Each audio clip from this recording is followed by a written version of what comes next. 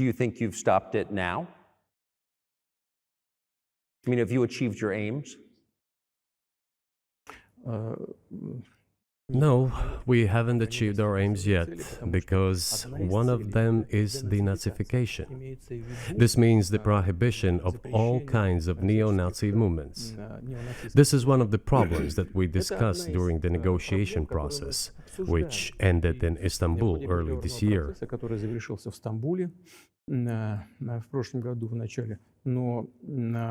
And it was not our initiative, because we were told by the Europeans, in particular, that it was necessary to create conditions for the final signing of the documents.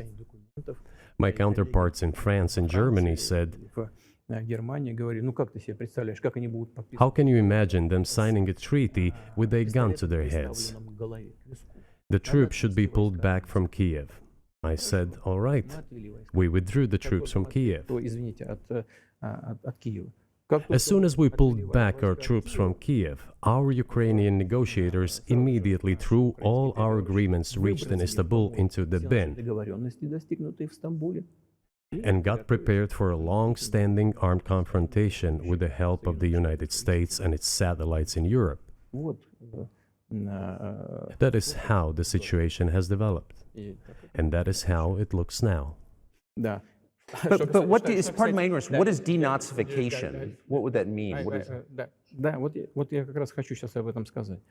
Это очень важный вопрос. Денацификация. That is what I want to talk about right now.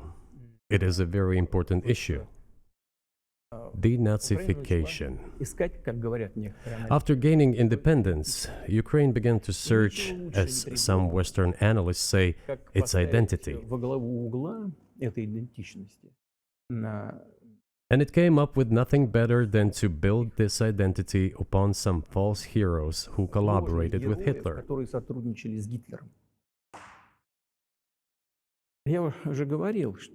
I have already said that in the early 19th century, when the theorists of independence and sovereignty of Ukraine appeared, they assumed that an independent Ukraine should have very good relations with Russia.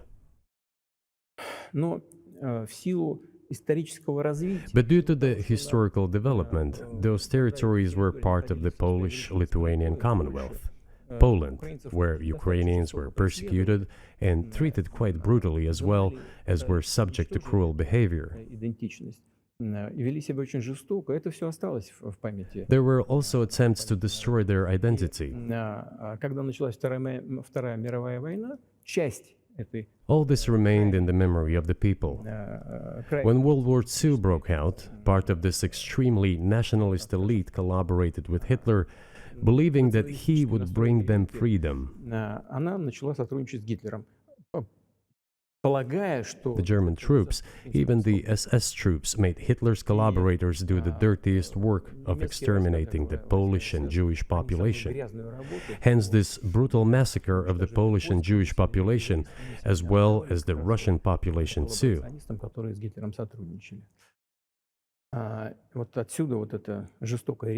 This was led by the persons who are well known, Bandera, Shukevich. It was those people who were made national heroes. That is the problem. And we are constantly told that nationalism and neo-Nazism exist in other countries as well. Yes, they are seedlings, but we uproot them, and other countries fight against them. But Ukraine is not the case. These people have been made into national heroes in Ukraine.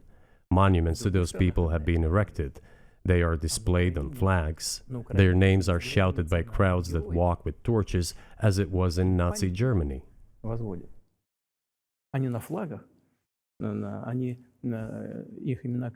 These were people who exterminated Poles, Jews, and Russians.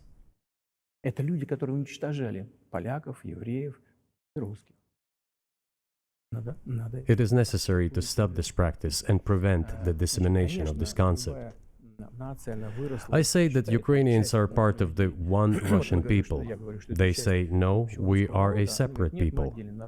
Okay, fine. If they consider themselves a separate people, they have the right to do so. The president of Ukraine visited Canada.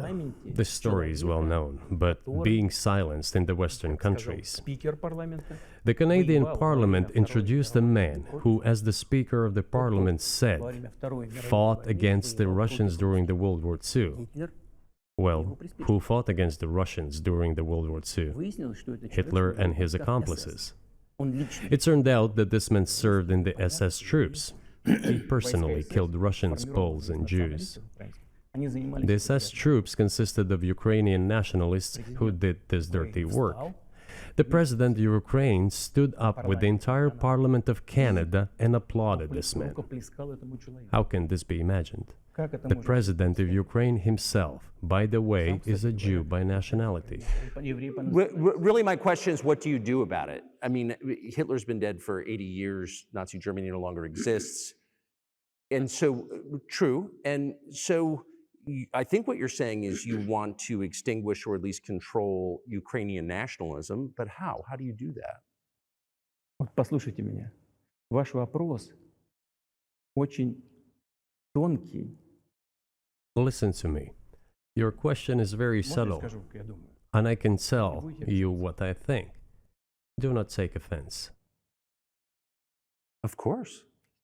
Он, казалось бы, тонкий, он очень противный, этот вопрос. This question appears to be subtle. It is quite pesky. Значит, You say Hitler has been dead for so many years, 80 years.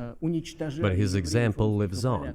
People who exterminated Jews, Russians, and Poles are alive. And the president, the current president of today's Ukraine, applauds him in the Canadian Parliament, gives a standing ovation.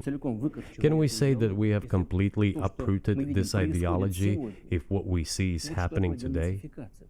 That is what denazification is in our understanding. We have to get rid of those people who maintain this concept and support this practice and try to preserve it. That is what denazification is.